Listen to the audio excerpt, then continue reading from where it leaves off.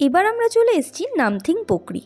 এটা হলো একটা স্বচ্ছ জলের লেক, কিন্তু আমরা যে সময় গেছিলাম তখন এই লেকে জল ছিল না। সামনেই একটা ভীষণ বড় হনুমানজির মূর্তি ছিল। এই লেকে নাকি হিমালয়ান স্যালামান্ডারও রয়েছে। ওপরেই একটা শিব মন্দির ছিল। এখানে আমরা ঠাকুর দর্শন করে এরপর চলে যাচ্ছি আমাদের নেক্সট ভিউ পয়েন্টে। এবার আমরা চলে এসেছি আলদারা ভিউ পয়েন্টে। এখানে রাস্তার ধারে খুব সুন্দর ফুলের গাছ বিক্রি হচ্ছিল। ওপরে এসে দেখলাম চা বাগানগুলো ছেটে ফেলা হয়েছে, তাই এখানে আমরা ঠিকঠাক ভিউটা পাইনি।